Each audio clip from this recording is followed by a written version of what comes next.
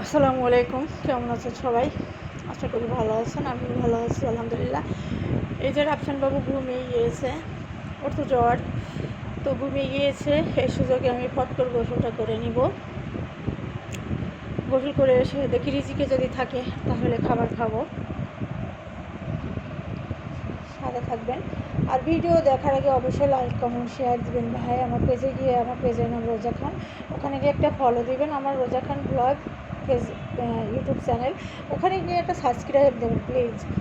আর আপনারা আমার সঙ্গে থাকেন। আমি অবশ্যই এখন গোসলটা করে আসবো।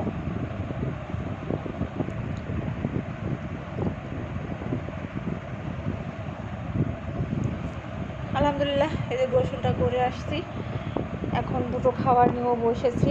এই যে শাক ভাত, কলমি শাক,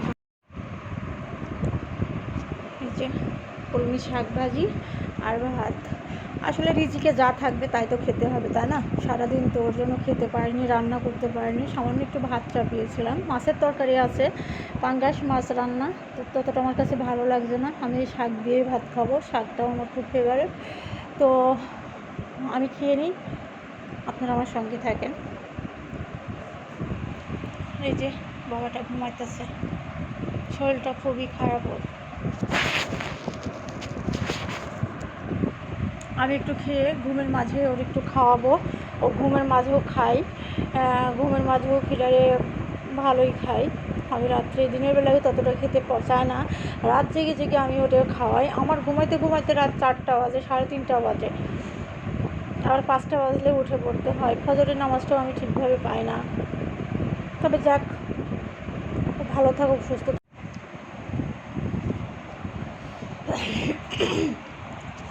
আলহামদুলিল্লাহ, খাওয়া শেষ করলাম।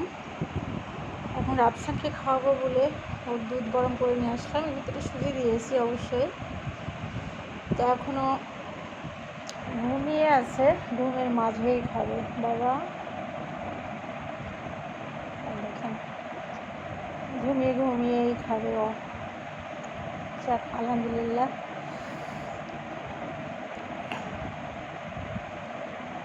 খাও, শরীরটা খারাপ তো, অনেকটা জ্বর গায়ে। দিনের বেলা একটু কম খাই, এই জন্য রাত জেগে জেগে আমি ওরে খাওয়াই।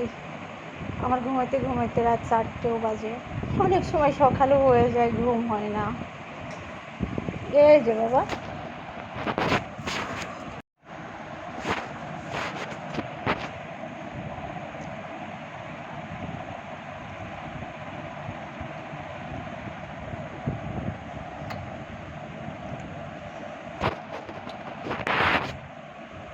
একটা বাচ্চা মানুষ করা যে কত কষ্ট, যারা করে তারাই জানে।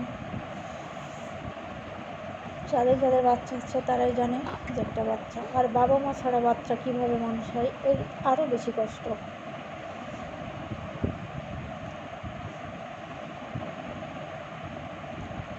মা ছাড়া বাচ্চা পালা খুব কষ্ট। চোখ মেলে ফেলেছে, আল্লাহ এরকম খেয়ে যেন বমি না হয়।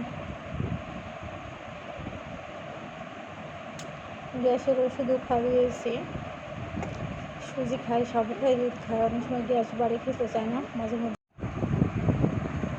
এই যে খাওয়া শেষ, এতটুকু খেয়ে নিল, আমার খুব ভালো লাগছে। আল্লাহ বাদ জ্বরটা গেলে পরে একটু সুস্থ হলে তারপরে আমার সব কিছু ভালো লাগবে। তো বন্ধুরা, ভিডিওটা আমি বেশি লম্বা করলাম না, এখানে শেষ করলাম। ভালো থাকবেন সবাই, আশা করি। আল্লাহ হাফেজ।